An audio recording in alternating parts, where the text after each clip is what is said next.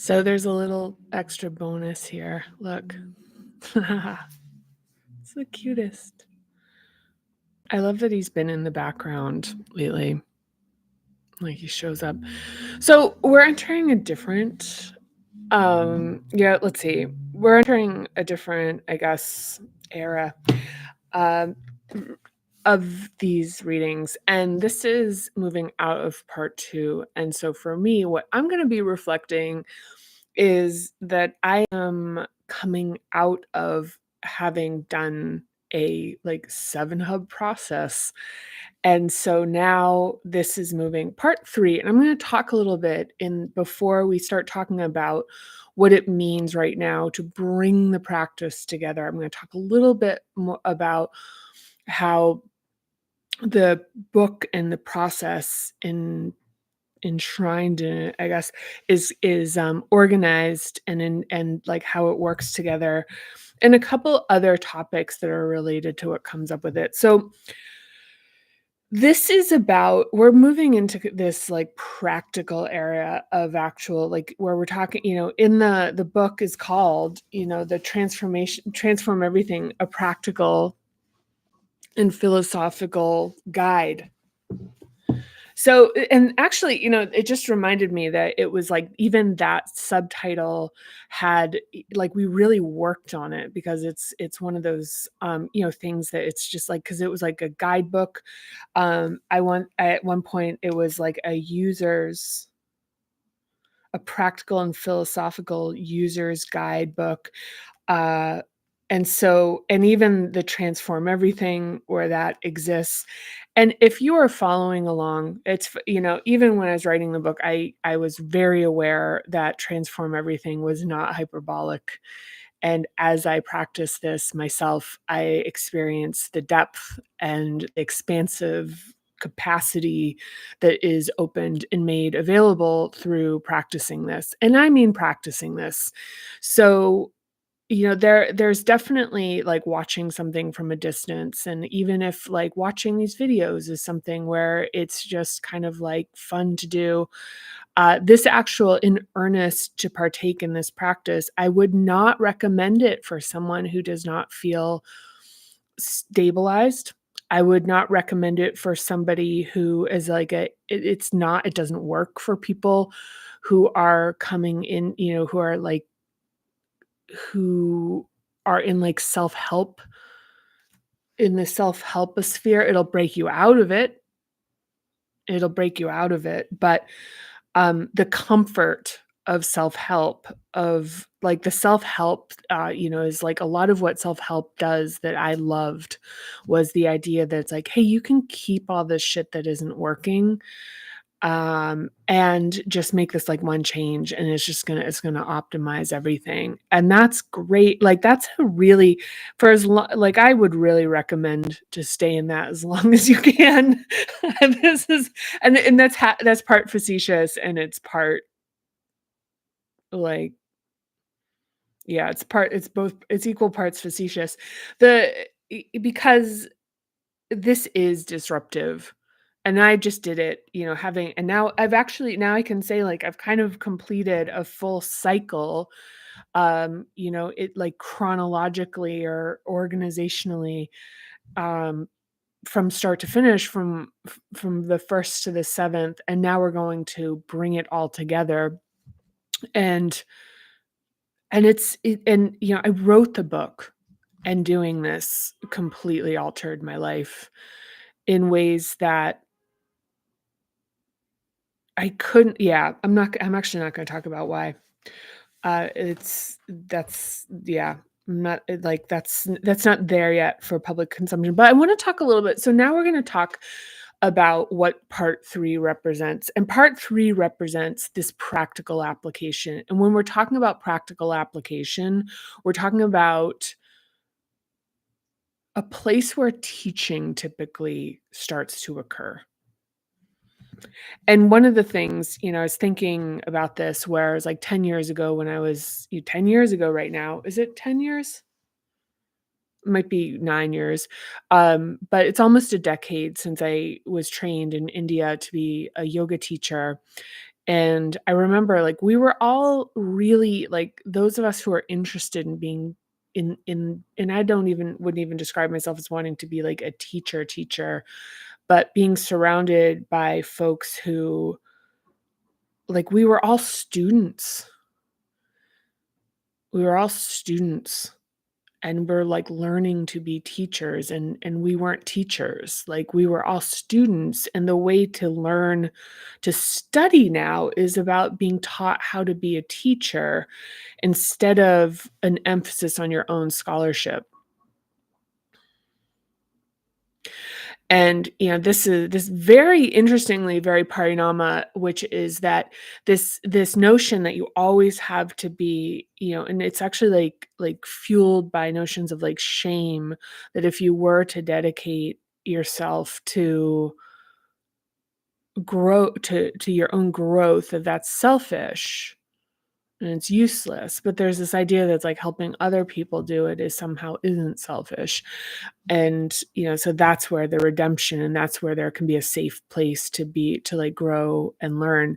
But as someone who has been a mentor and a teacher for many people in very significant ways and like many times over, one of the, something I want to talk about before getting into this is, so these are practices that really work well when you are teaching this methodology, because the way this methodology works in short form is to move into these practices almost immediately.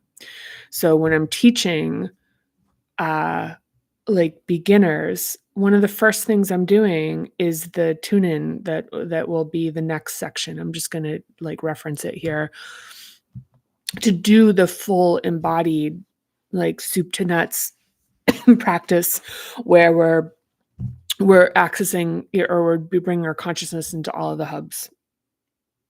So that's a point about the book that I would make, which is that, though this is the end of the book, that this can also be the start, which once again is this kind of like, kind of folding in on itself circular aspect of this book, but that doesn't exactly represent it. I think one of the things that surprised me that represents that more than I even understood was that in the seventh hub, it's almost like there's almost like a this like, and this might be a little too esoteric, but this thing of like almost like a self-destruct aspect of like being able to actually disintegrate the methodology itself to transcend it. I mean, not that, and not that it calls for that, but it's opening that possibility, is that it's kind of like any belief system is open for um like to be seen, to be looked at, to be considered. So, okay. So this is let's see so okay. So I'm going to read the introduction, but I'm also going to talk to this point about being a teacher. And so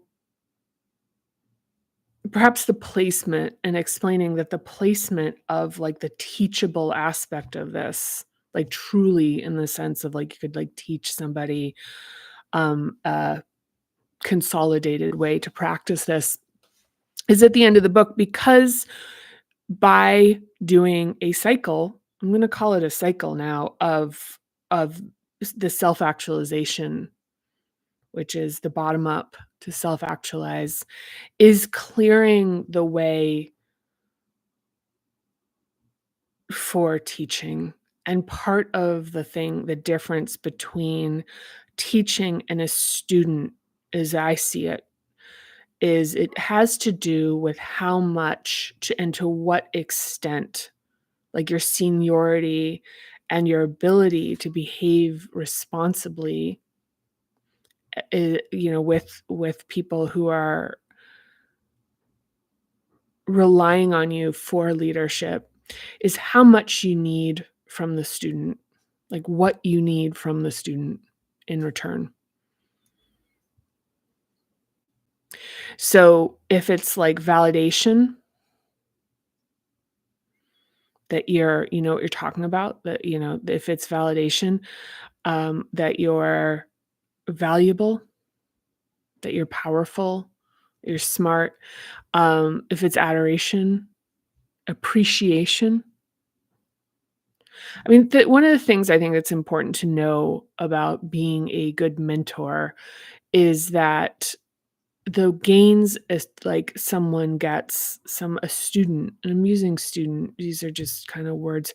The gains a student receives are theirs, because it is not your teaching in this that is like the star of the show. It is their presence and their ability and their willingness to be proceeding in their own journey and process, and that your role is one of service.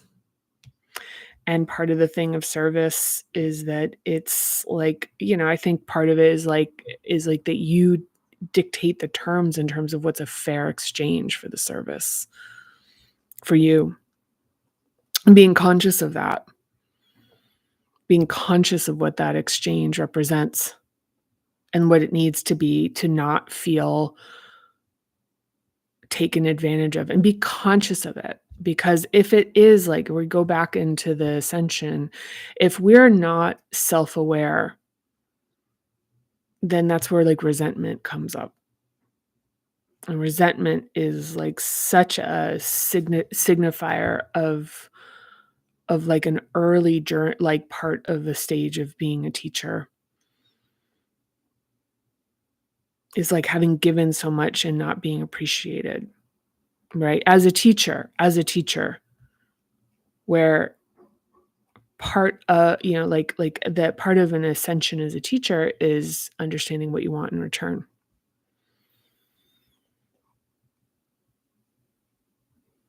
And so this was a very important thing for me with Parinama, was that I could create it without needing folks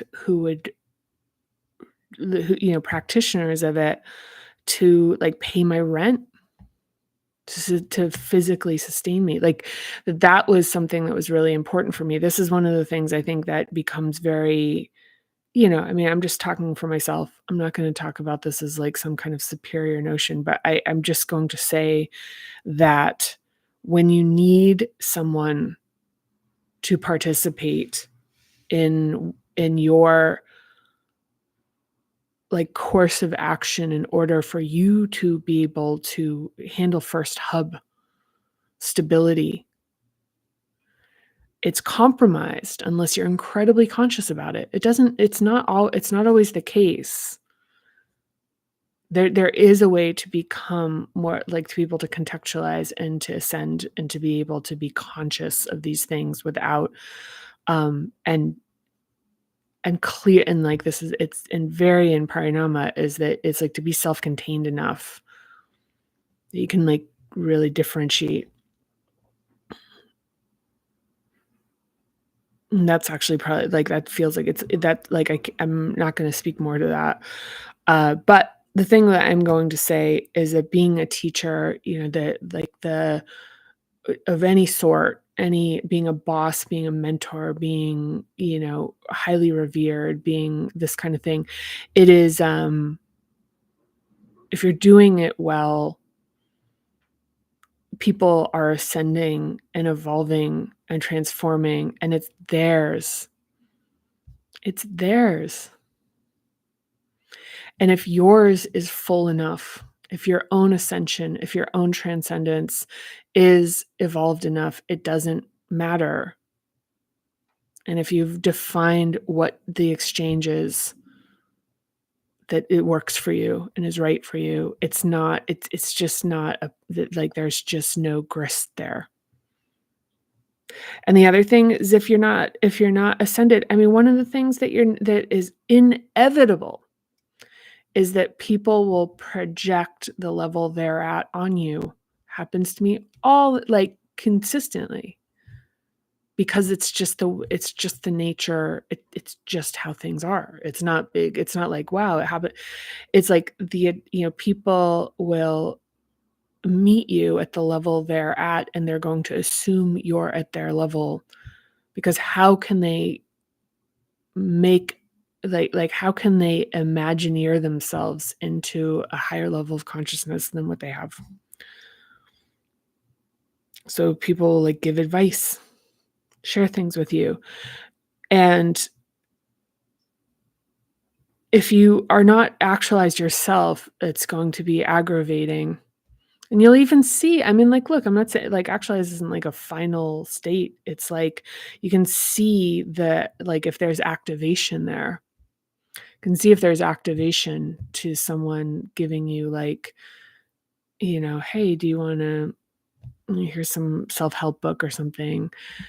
And to see that as being like, wow, are you telling me you think I need this versus being like, this is something you need. And this is you helping yourself understand that. And so I'm right now playing a role as an externalized part of yourself, as a projection of yourself, giving it to yourself. You're giving it to me as a way to give it to yourself in a process to actually mend the internal separation inside. So it's like to heal, to like comfort that and to heal it. So most of what people are like will give is like what they give themselves. Love, generosity. I mean, there's exceptions to this, of course, but I'm talking about in the context of being like coming forward as a teacher. And even the thing where, people, when you get put on a pedestal, like one of the things is you put somebody on a pedestal, what you're doing is the relativity is that you're beneath them. So it's like setting up a hierarchy. And of course, as we know, that is not how it's meant to be. And so like this notion of superiority, that to love or admire somebody means they have to be superior to you, means that they do need to get knocked down. And that reconciliation, which is like a return to integrity, is and when I was younger, I found that really upsetting. And even even like in like I'm not that old. It's like the upsettingness of watching people who were in their own process of actualization, having once held me in high regard and infallible, and then having to knock me down in order for them to kind of like right size their notion of themselves. I mean, this is the push and pull of evolution, of growth, is that it's like belonging and individuality. This kind of growth, like like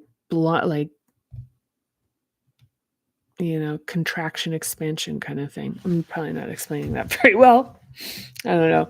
But anyway, so I'm going to read this, and we're not going to do anything today because this is just the introduction. So let's get into it. Yeah. Yeah. The one thing I'll say about projection is that projection is, and this is like I will really point to the fact that right now, coming out of a seventh hub practice, it's like I'm a lot more kind of like it's not I'm not super grounded. So even like I can feel like how what I'm saying like sort of expands into these sort of unarticulatable feelings, and even the continuity of what I'm saying has that quality of that liminal expansiveness. But what I'm going to talk about with like, yeah, see, it's happening right now. I don't see this is why I don't like it. Like, it's like this is the part of seventh hub I just don't like. I don't like being like this.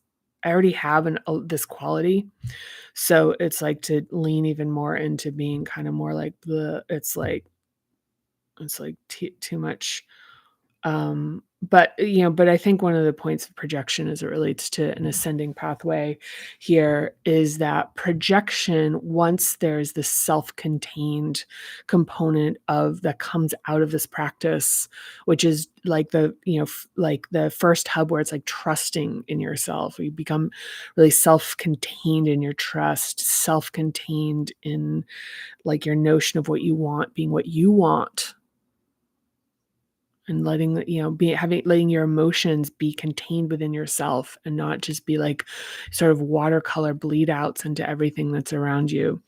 For your integrity, for your power to not be relative to other people, either approving of you or having power over them.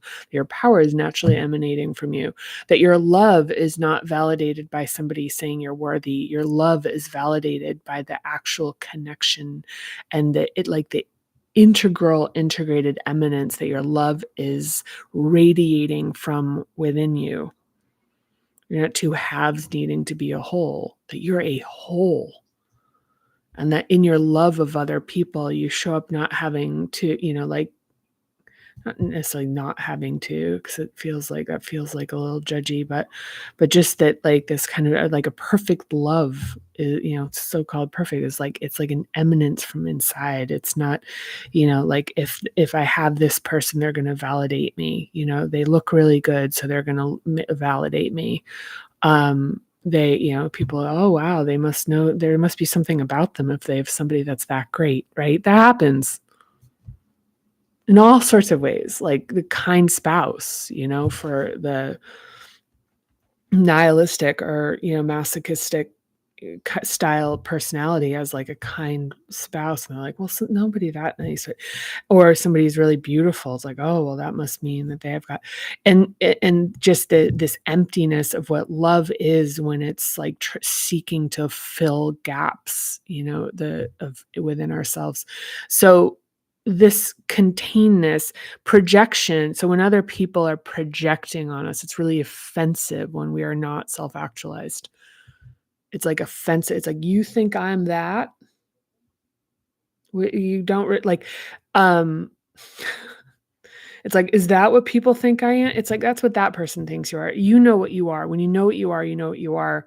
And when people project on you, it's like, okay, like it really is more like seeing that it represents like them expressing themselves.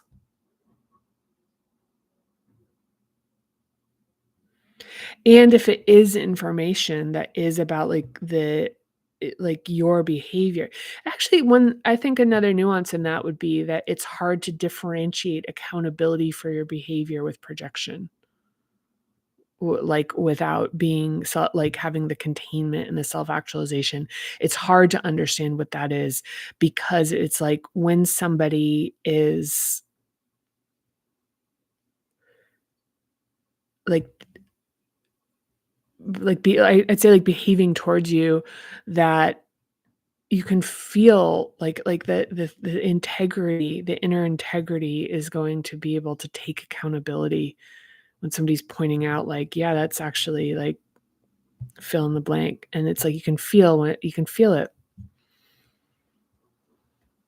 You can feel it.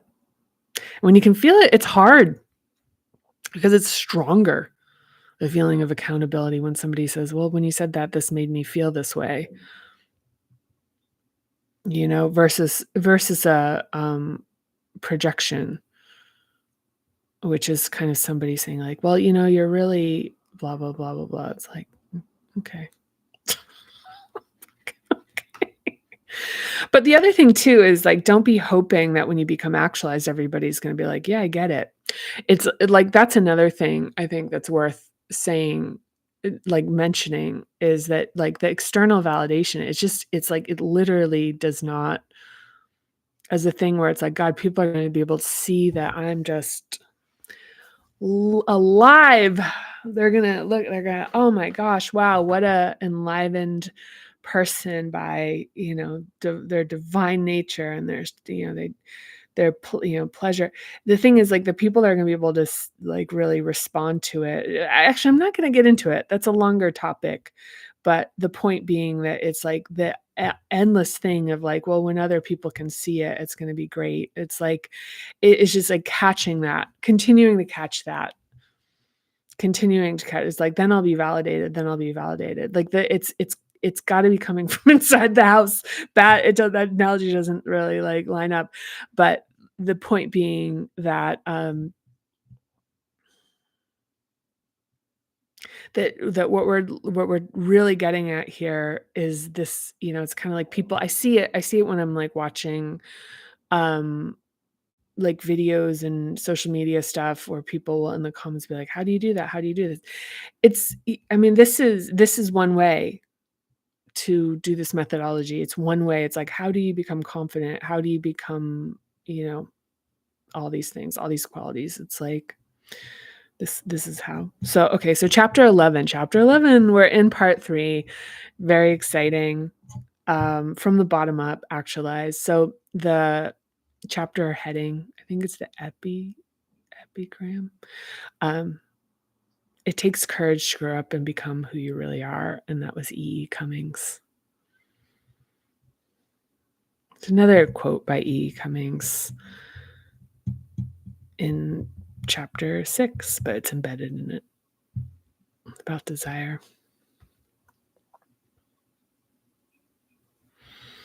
Okay, so this chapter offers the most straightforward and accessible practices that can be easily incorporated into a busy day. Your practice is an ode to the devotional discipline of showing up for yourself every day. It doesn't have to take a lot of time, but it does require consistency. The process is cumulative. Ideally, the method is practiced actively at least 5 times a week and considered daily with the tune-ins and diagnostics. Here, I present an accessible daily routine that supports ongoing evolution and transformation. The practice is pragmatic, but it's just theory if it's not incorporated into your life in a way that works for you. A short form morning practice done with consistency on weekdays can change your life. Yeah. So one of the things I think that's like it's part of me is how apologetic I felt about how hard this is. I'm a really intense person, and I'm willing to like, 10 toes down things to and I think one of, something that was and this was a miss for me early on was trying to make this really accessible. It's like, this is really accessible. This is really accessible. Like, because I wanted it to be accessible. I thought it was supposed to be accessible. I didn't know any better. I was like working out of a kind of a software business model context of like volume. And it's like, I mean, it could be for you, like you, one person right now. It's it. I mean, this could, be for us.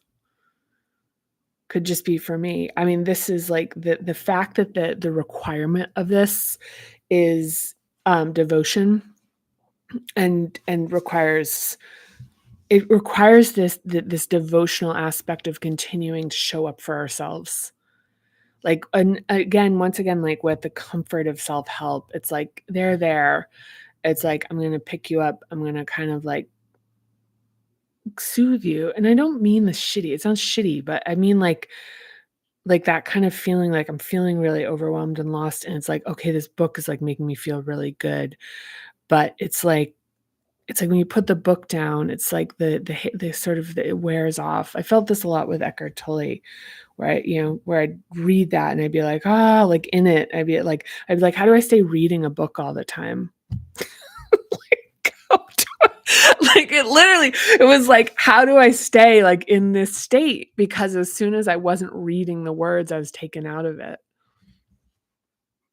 So the practice is this the same thing about like being able to like see and observe that, but it's like feeling that and integrating it into the physical experience of your body so that it's like actually with you all day.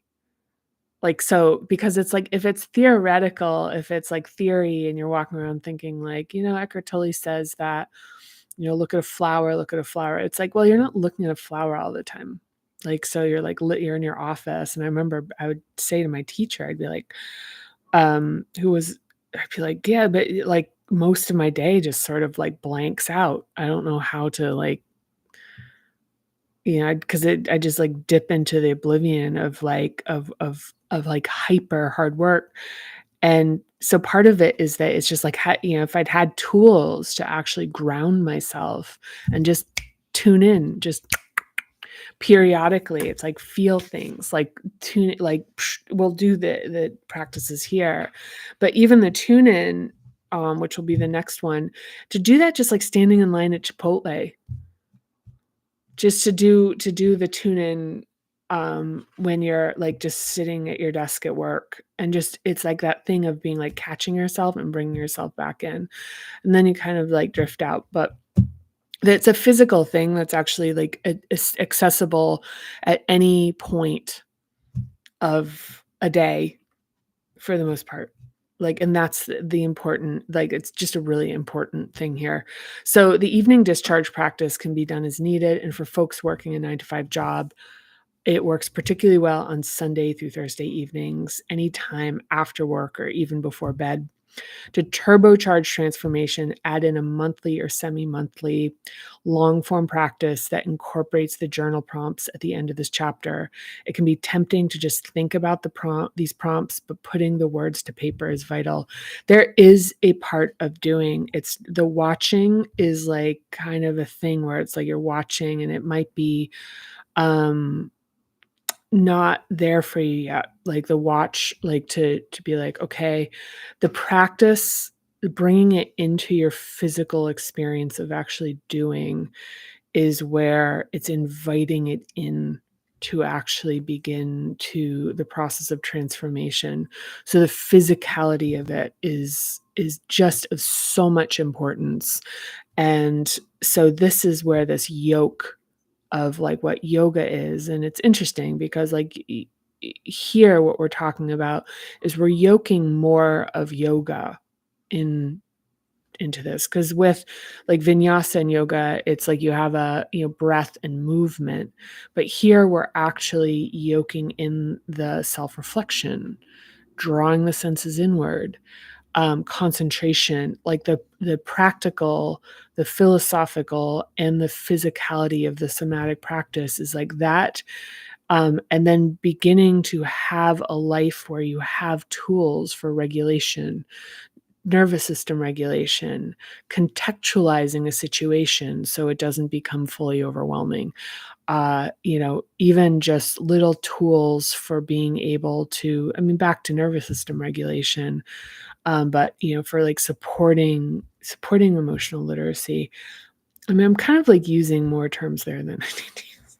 But anyway, so people often experience the beginner's taste of shifts within a single practice. Yes, but without consistent devotion, old reflexive patterns will return. So I'm going to speak to that. So when I used to teach classes, people would have breakthroughs and they would be like major. And when I used to work with clients, people would have major breakthroughs that would like shift their after one practice, and like the work that we would do, I don't do them anymore, for a number of reasons. But when I was working with clients, there'd be these big shifts, and then it would be like they'd have like a level up with their career or with like something, just anything, fill in the blank. And the thing is like when it happens that fast, it's not self-administered. It's why I wrote the book, is that I was like, oh, this isn't helping because you think I did this for you, because I kind of did. I'm like, I'm kind of personal trainering you, where it's like what you really want to have is a relationship with physical activity that's sustainable. And that is actually part of the transformation here, is that when you do the work yourself, you're strengthening something that's very important about that's integral to this, is that it's like this unification with yourself, is that you're strengthening bit by bit your own, like, personhood, I guess. So, the beginner's taste, I mean, it was like for me, one of the things it helped with was knowing how potent this practice was. So that was an encouragement that really supported me in seeing that this wasn't actually just something that worked for me.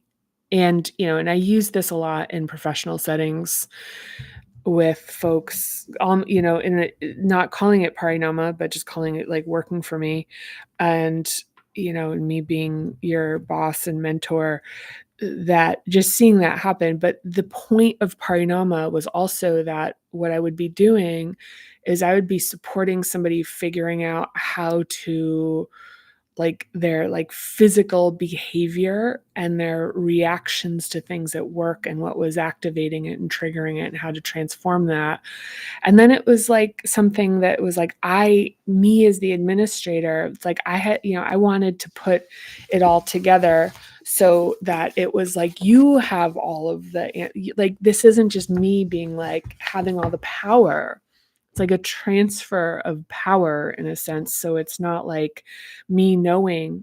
So it's not like just like like, sort of some weird intuitive thing. I'm like, "Yeah, no, this is a framework and a methodology, and I'm handing this over to you to be able to operate it in a way where you can expand on it and even understand how it works so you can come to a sense of ownership for it."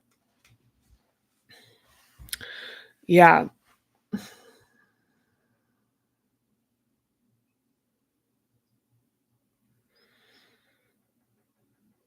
Yeah, yeah. And, and the thing is that I think the old reflexive patterns will return. For some folks, I've seen that happen. For a lot of folks, it's like the up level sort of like lasted, but then there isn't really like they're not in a process, which is, I guess, fine as well. But yeah, I mean, I think one of the things about somatic practices for folks is that, like, once you actually have the physical experience using a physicality in a transformation, it's knowable in a way that is, like, embodied. So it, like, in terms of it being like a reflexive pattern return, and a lot of the examples I'm thinking of is like those patterns were obliterated in like in they were just gone. Because it's like to know something is to know it, but then to, like, physically feel it and do it is to be like, "Oh," like, and that is just, that's just a whole thing. So, but here we're talking about a paranormal practice. Why this book was created was really about the transferring the power back, because it was like I was getting a lot of these, like, kind of outpouring, and just talking about this earlier with teaching, is that getting an outpouring of this particular type of appreciation, which is like I had done this for them.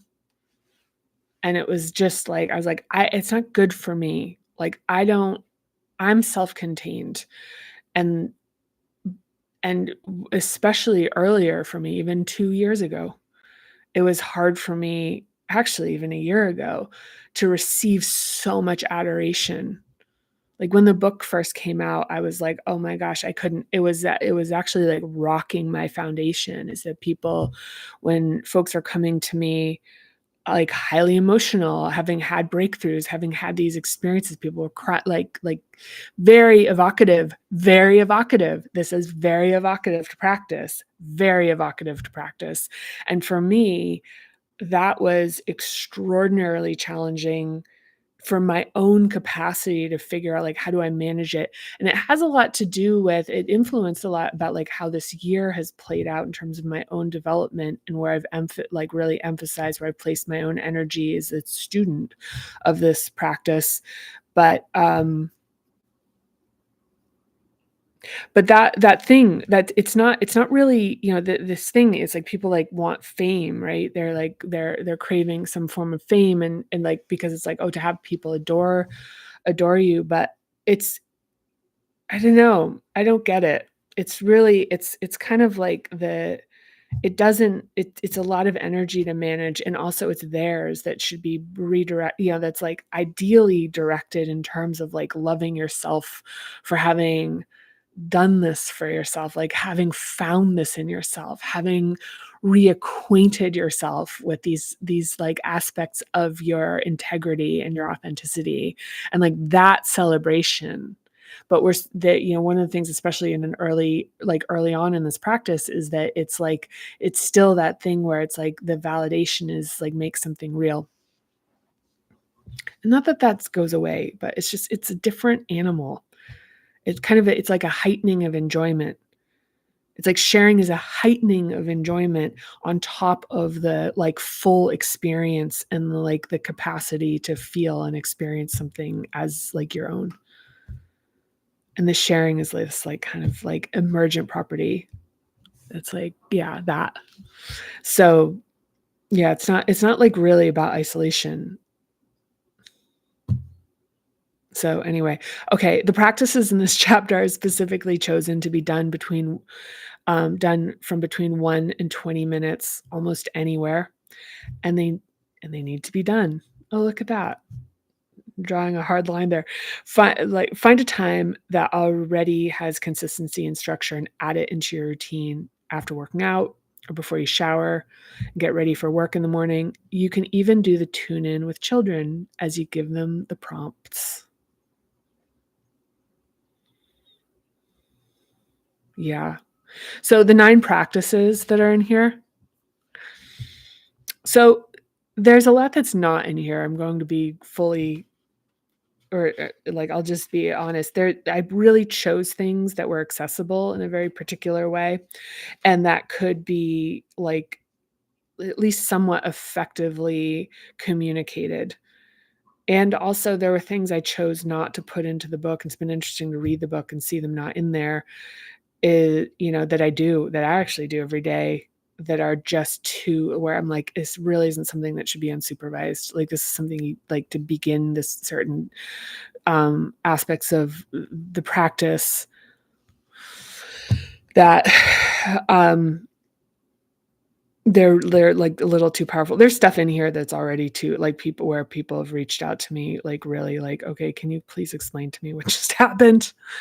You know, uh, it's kind of magical in a particular way. So especially when it comes to like the tremor and the discharge,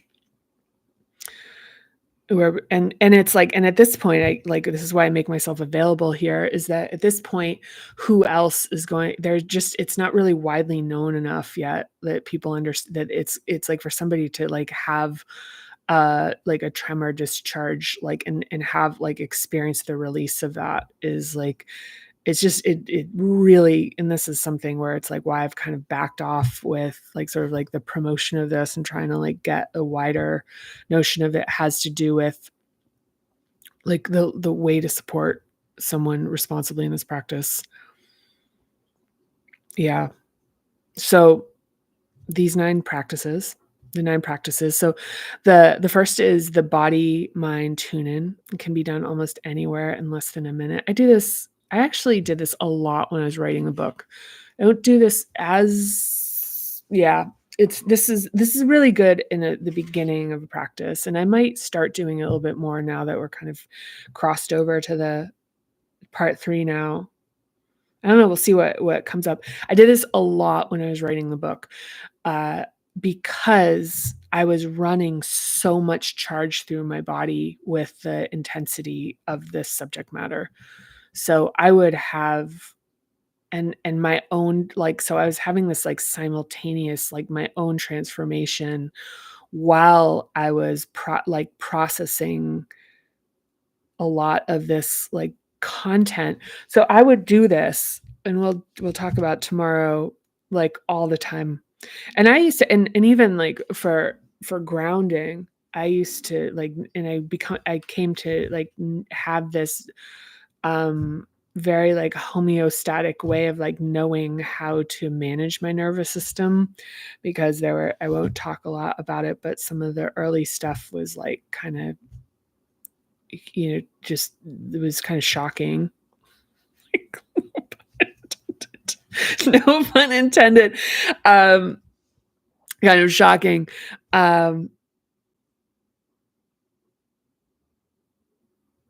Yeah, because it's kind of like a lot of this, like the trappedness, and this is like something I haven't talked about in this context in a bit, but is like the trap. It's like kind of, it's like the tightness is like when it's released, it's like it releases energy.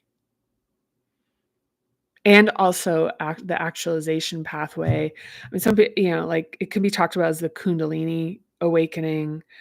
It's like releasing energy, and it's in that, like, once again, like things that it's like, yeah, I don't really know that it was like contain things in this particular book that really activate that or accelerate it, because that comes and it really helps to have the foundations of the hubs and the levels of actualization in them developed before really like actually trying to court that. So whatever. um you know Yeah. So, okay, so number 2 is the classic diagnostic is a mental scan to rapidly access overwhelming situations and to support decision making for taking action. I've done this one, I think, on a reading. I mean, granted, there's 300 readings, so the chance that it's self, I think, I forget when I did it as a tool for something. I don't know. I forget. But this one is the classic diagnostic. I imagine I'm going to talk about this again when I read them, but for some reason, it just feels like I want to talk about this right now. Is the classic diagnostic came from this thing that happens in my life. Doesn't happen that much right now because I'm sort of a renunciate in a sense, like I'm like a monk nun living in a cave kind of. But I used to. Well, no, actually, it does still happen. I don't know, but like in my professional life, people will call me and just be like, okay, I've got this situation. What do I do? What do I do? What do I do? And, my boss is said this to me, or somebody who worked for me would say, a client said this to me. And, or even just like a coworker did this, or this happened, and this happened. Because one of the things I think, as far as being, a guide, mentor, boss, whatever, is teacher, whatever. Yeah, whatever. Is like people need a lot of like sort of quick hit ways to like make a situation that's challenging work, or make sense of it, or proceed. And so the classic diagnostic is one that, even like when people would call me, like a good example I have is somebody had called me and said, look, they were a leader of their department, the leader of their department, and they said, my budget just got cut. And I'm talking to my boss in 7 minutes. And I'm like completely out of my fucking head right now. I'm losing my shit and I'm scared of, like, I'm just freaking out. So we did it. Like, that's a good example of that. And that, like, in 7 minutes, we were like able to like create clarity. And that as a result, they were able to like proceed and master the situation. So that's a good example. That's just like a quick example of that. But that's a tool that you have now. And we'll talk through soon. Number 3 is the mind-body diagnostic, is a body scan used to cultivate hub awareness by using body sensation to process stressors of daily life. That sounds nice. Looking forward to it. Number 4, the morning sequence, is a foundation of the Parinama method, 5 to 20 minutes to generally charge the body and release from the previous day. The practice increases capacity for dealing with the challenging situations of everyday life by both releasing and charging it. Boop. There's a post-it there from some other time I was using this. Prepares you to start your day and supports enlivening your body mind before a short but impactful morning journaling, stillness, and concentration practice. Yep, we'll do that. I do that. That's when I still do on the regular. Sometimes for long periods of time, actually. I'll extend that one. Okay. 5. The daily journal prompts are for emotional hygiene of clearing out residual emotions so they don't interfere with clear thinking and peace of mind. This is something, yeah, actually, I'll say this with more context in terms of parallax, of me looking back on this and understanding. This is a tool I use as an executive. Like, so in building companies, there's a lot of um, misogyny. There's a lot of stress, strain, uncertainty, personalities. I mean, it's not unlike just regular organizational stress. And um, and the thing is that like every day would be full of kind of outrageous things that would happen. It would be like events and then people's reactions to it would be like a lot to manage. And then I'd also be managing interactions between other people, like how other, people in my various departments were interfacing, conflicts with people. And like, so there's just like a lot, because the further up you get and if you're doing it right, and you're not being like a manager where you're making everybody serve you, is like you're actually like really kind of like making things work. And so it's like moving, like removing obstacles, like brokering like difficult relationships, helping people see things more clearly, to be more empathetic. That was a big one. But so what do I mean by the daily journal prompts? I'm talking about work, but also this has to do with relationships, which is that if you bring the previous day processed into the next day, it's not really like, yeah, okay, you're like, it actually, there's this kind of practical thing about it, which is like, it's like still, it's like heavy. You're still like, and it's almost like if you look, it's like an analogy would be like you're holding a bucket, and and it's like you got to sort of, I don't know, this is not, the analogy's coming in right now, so it's not really that good, but like the thing is that if you're carrying, or if you start the day with this like bucket that's already full of a bunch of like shit, it's like your capacity for handling what comes your way is still being dragged by like previous grievances. So, or just, and a lot of it can be very unresolved, like a little like subconscious, unconscious. So even one of the things about journaling practice is it sort of rises things up. I would do this as a practice that was combined with a physical practice a lot. And it would be like, whoa, that really bothered me a lot more than I thought it did.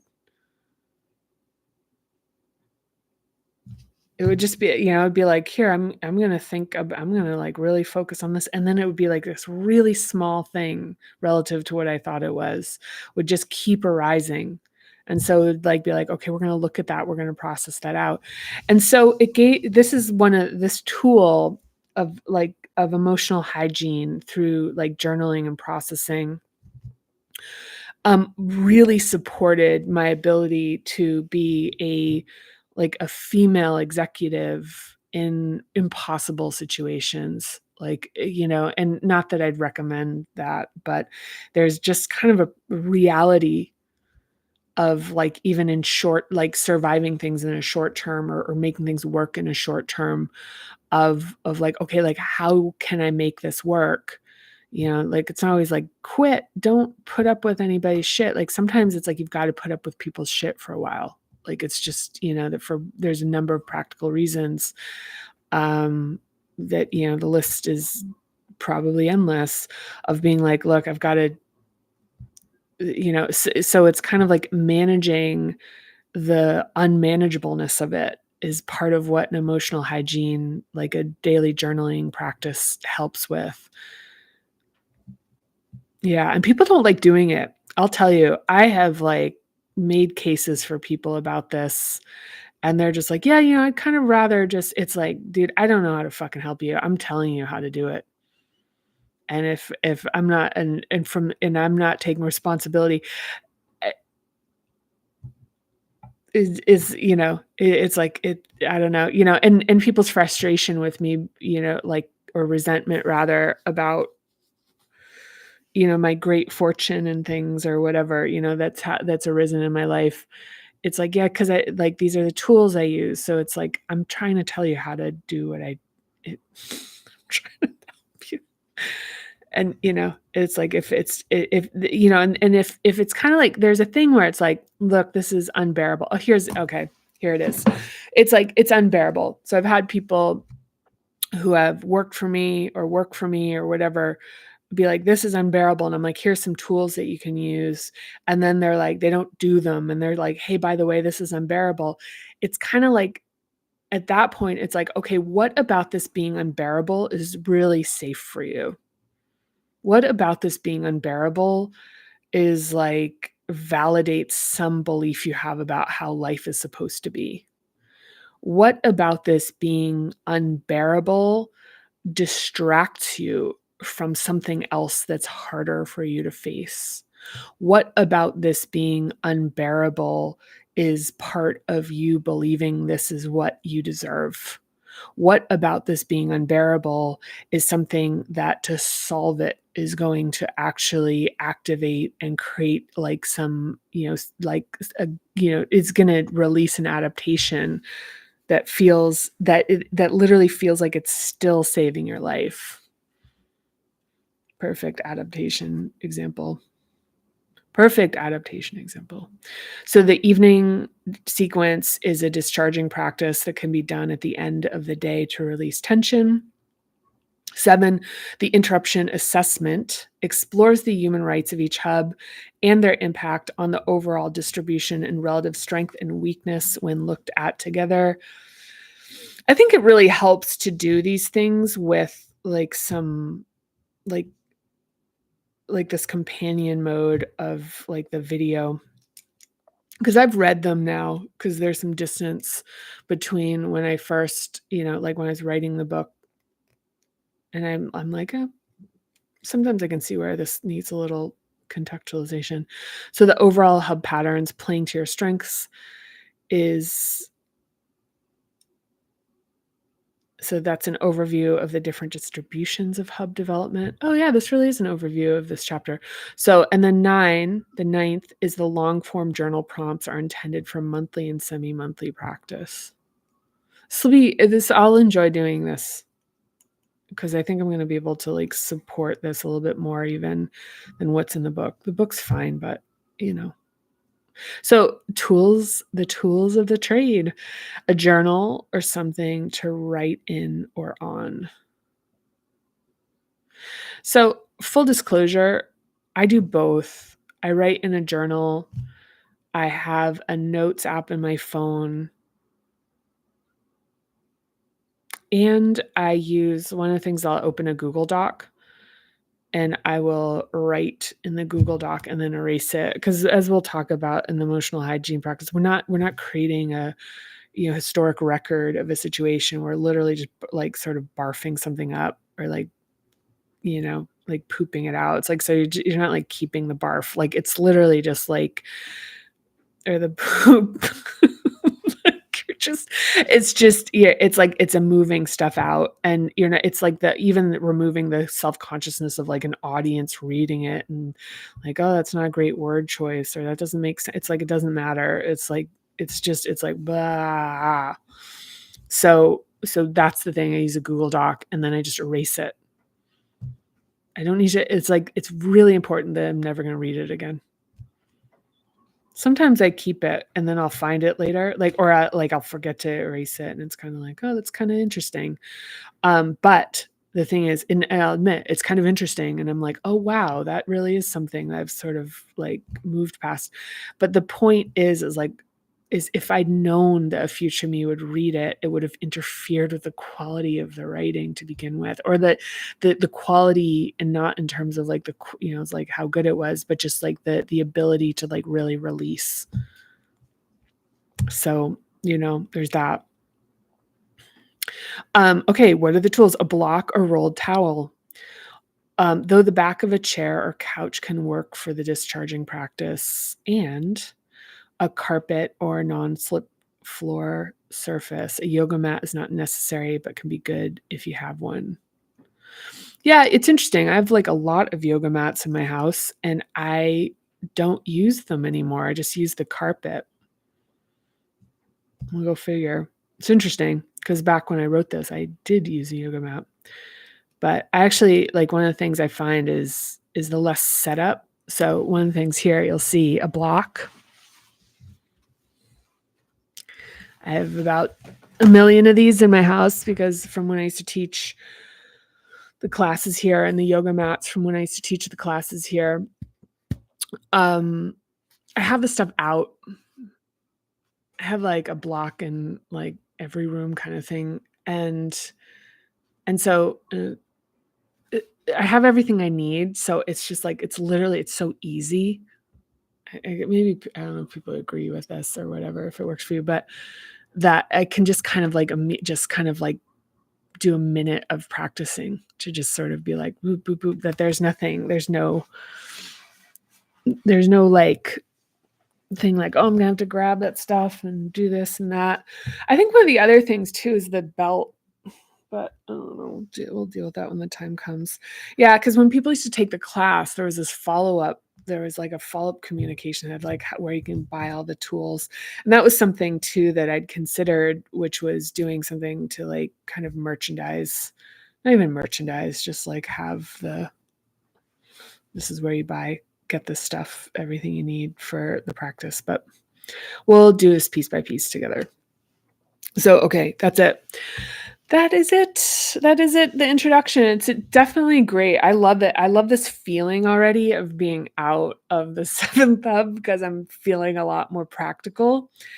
And it's funny because even last night, I still had a very like seventh hub night. And I'll talk about, I'm not going to get too into it, but um, I'm really like, I've been craving this getting back to the practical side. It's more me. I'm more kinda that. So, I love it, and I'm looking forward to doing it. So, we're gonna do all these things together, one at a time. We're gonna talk through them, and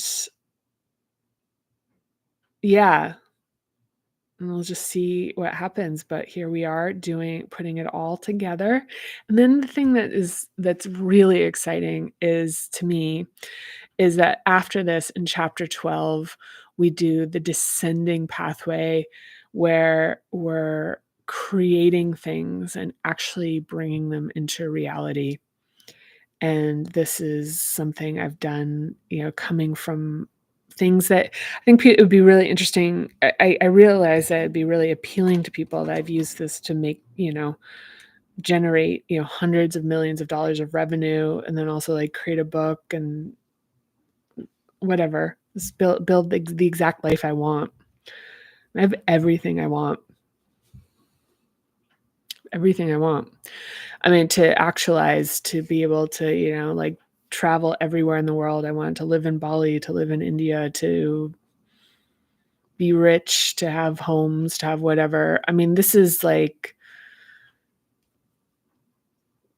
the actualization, the path of conscious creation is, it really is tied to self-actualization, which is why it's at the end of the book, which is like the more and more sort of like clear the tube is, in a sense, that like the more we can remove the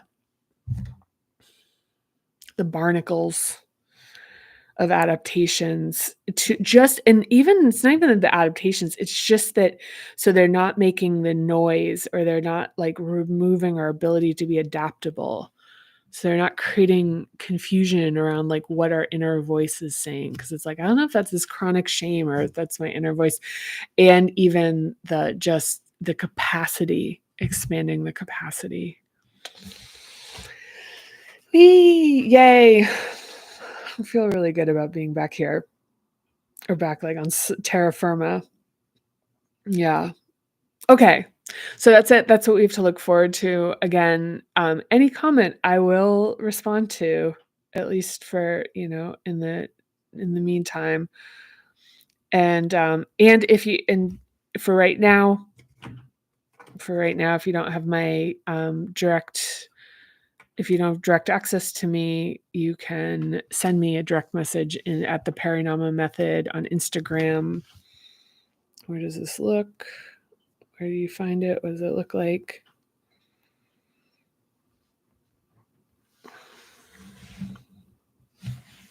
Boop.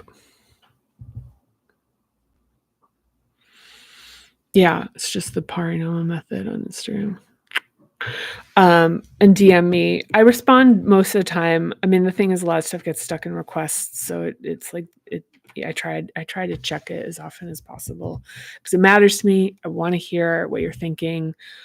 If you feel called to share anything, yeah, I dictate how I interact with things. So the speed or even whether or not I respond to it is kind of a thing. But I do encourage. I love hearing about the experiences people are having with the book. I guess a lot of the time I'm hearing about people are reading the book because not a ton of people watch the videos, but either way, it's all good. And thank you for watching. I really love you, and my humanity just really connects with yours. It's the point of this. And now coming out of this part 2 and into part 3 is like back to this kind of practical of like who I am, like me in my relationship relative to this versus me being in it as a practice. And it's just reminding me of why I created this is because I want this for you. I want this for you. And it wants you. Like it wants you to have it. It wants you to access it. If it's, yeah. There it is. Okay. Well, I'll see you next time. I hope you have a nice. Right now it's lunchtime, so if you're, I hope you have a good lunch or whatever. See you soon. Bye.